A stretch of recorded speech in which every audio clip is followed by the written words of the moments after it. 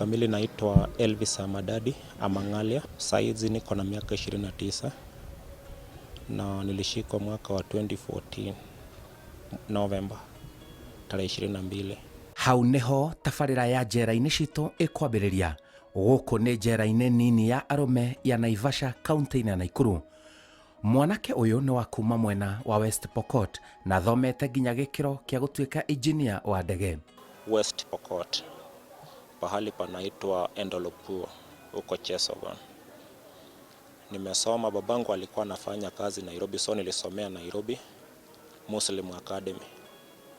Nikakuja nikaenda secondary school huko Western ambayo inaitwa Munzazi High School. So nilienda Nairobi East Africa School of Aviation huko Nairobi kwa Embakasi.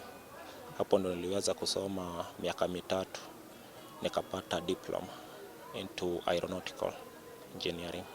Hiyo inadeal na upande wa ndege, upande wa aerial na electronics ya ndege, ambapo ndege iko na electronic mingi kuliko bearings za engine na nini.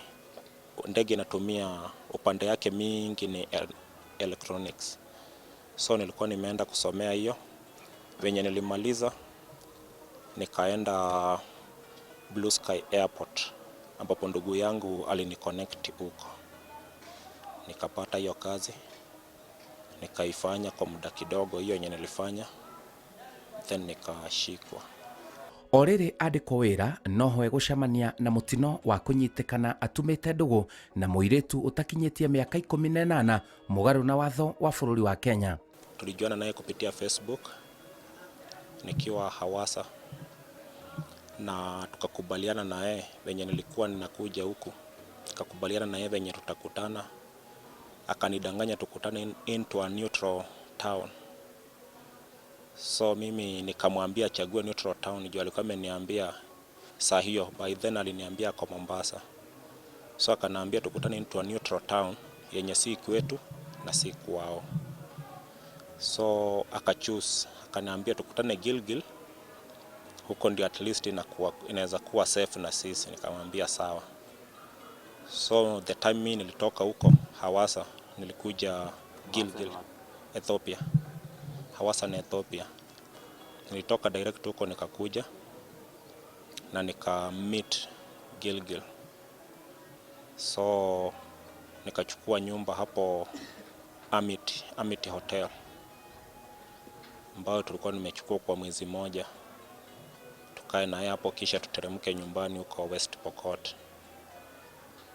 Sikujua ni mwanafunzi siku hiyo. Babake so alikuwa anamtafuta. By that time tulikuwa naye, alikuwa anamtafuta but hakuwa anampata, though akatumia sasa polisi watu wakatrack simu yake. Tukawa tumekaa naye siku 22. Ilikuwa mwezi wa 6, ilikuwa mwezi wa 10 tarehe 25. Ikapatikana sasa tarehe 22nd November. Tukakuwa ambushed na polisi masaa ya saa 8 mchana. Mtu akabisha kwa mlango, nikamwambia hebu angalia ni nani anabisha. Yeye kuangalia aliniambia ni baba yake amekuja na ako na askari. Nikamuuliza mbona baba yake amekuja na ako na askari, ulimuibia pesa? Akasema hapana. Na mbona amekuja basi amekuja na askari? Akasema sijui. So nikamwambia rudi, mimi nikafungua mlango. Nikauliza baba yake ambaye alikuwa ni mwanajeshi Gilgil, anaitwa Simon Olesimbili. Nikamuuliza kuna nini? Akaniambia tunatafuta mtoto. Nikamwambia mimi hapa kwangu sina mtoto. Tulioana juzi, hatujapata mtoto. Akaniambia huyo bibi yako ndio natafuta, yeye ni mtoto yangu na hajafika miaka na ni wa shule pia. So by that time ndio nilijua, juu babaka aliniambia saa hiyo huyo msichana anasoma Gilgil Girls Boarding. na yeye hakuwa ameniambia, alikuwa ananiambia nasoma Mombasa Polytechnic. Kaniambia huyu ni mwanafunzi Gilgil Girls Boarding, so nimekuja na askari, wewe utakuwa arrested, then ukienda polisi useme venye unasema hivyo. Maskari walikuwa 4, wakanichukua wakanipeleka Gilgil Police. Wahengekire uguo niki nawe ukiri mundu muthomu? Huyo msichana tulijuana naye through Facebook. Kupitia Facebook alikuwa anapiga picha ananitumia. Siku nyingine hata tukaongea naye through, alikuwa na mwili kubwa, so tuliongea naye hata through Skype.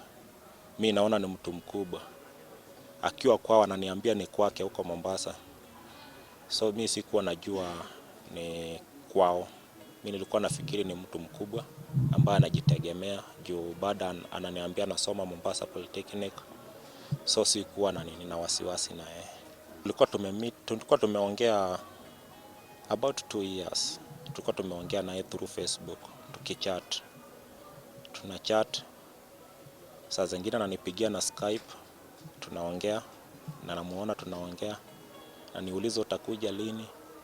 Namwambia niko karibu kuja. Naambia nikikuja my dear, so utanioa ukikuja huku. Naambia ndio nitakuona, tutakuja huku. Tutaenda na Ethiopia.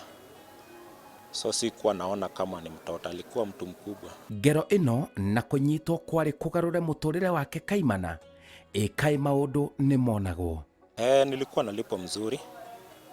Nilikuwa nalipwa 90,000 Kenya shillings, na bado Ethiopia ni pahali pazuri. Juu nilikuwa nimefurahia sana huko. Hata nikiongea na huyu msichana ambaye anaitwa Elizabeth na Shipai, ni Masai, nilikuwa namwambia uzuri ya Ethiopia, anafurahia, anasema hata mimi natamani kukuja huko tukae na wewe huko. Na regret sana. Hata mama yangu huwa analia sana, ananiuliza kwani kufungwa miaka 15 na huyo msichana nilikuwa naona tunaongea na yeye kwa simu, uliua yeye ama ilienda aje? Mpaka saa hii hajaamini kama nilifungwa miaka hiyo 15 kwa sababu ya huyo msichana ambaye alikuwa naongea naye, anamwambia tutakuja na Elvis nyumbani hivi karibuni. Mamangu ako na stress mingi sana. Anashanganga ni kwa nini nilishikwa, kwa nini nimefungwa. Mpaka saa hizi hajaamini. Makosa ni yangu. Juu mimi ndio si kuchukua hatua. Juu hata koti ndiye ni hukumu kifungo, nilieleza ukweli.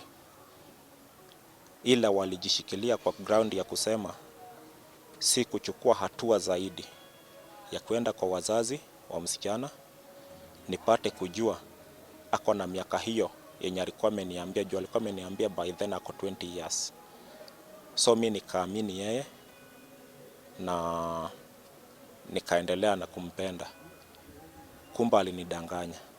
So till now mimi na regret. Aliniambia so hatutaenda kwenye haraka hivyo, na tujajuana sana, tumejuana kupitia kwa social media, tunaongeanga.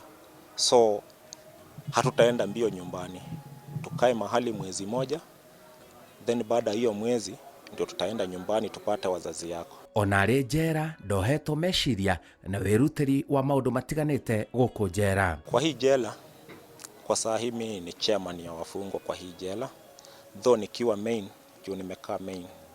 Nilitoka huko 2021. Nikiwa main prison nilikuwa mwalimu,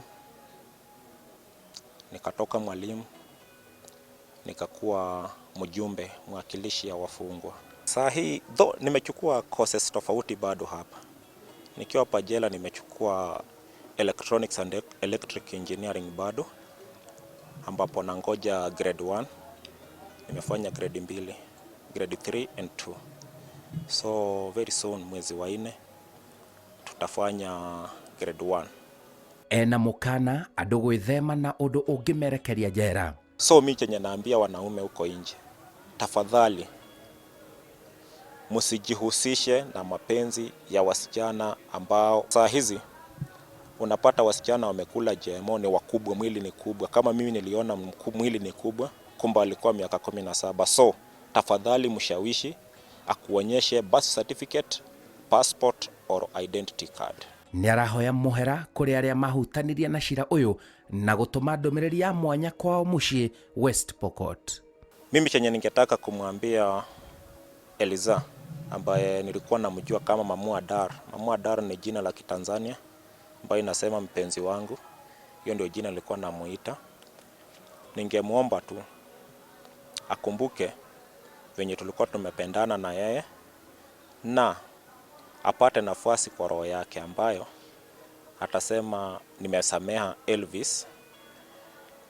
Pia baba yake Simbili, mimi sijai tu si mzee ambaye ni elder kwangu. Mimi ningeomba yeye msamaha pamoja na mama ya Nashpai kuwasihi. Ningelijua msichana Elizabeth alikuwa mdogo kuliko venye alikuwa amenieleza, basi singemfuata na singekuwa na penzi kwake. Mama yangu pia, najua unaniulizanga swali kila siku kama niliweza kuua. Si kuua Elizabeth. Nilishikwa kwa sababu ya kumpenda, na alikuwa msichana ambaye ni mdogo. Alikuwa miaka kidogo. Alikuwa miaka 17. So kulingana na katiba ya Kenya ya mwaka 2010 nikafungwa kupitia kwa sheria ya CPC. Nikafungwa miaka 15. Very soon nakuja nyumbani. Gũkũ nĩ njera-inĩ ya arũme ya Medium Naivasha, kaunti-inĩ ya Nakuru. Njera ĩno yohagwo andũ mena kĩoho kĩa mĩaka 15 gũcoka na thĩ. Ĩyo nĩ tabarĩra ya njera-inĩ citũ, na njĩtagwo Simon Kibe.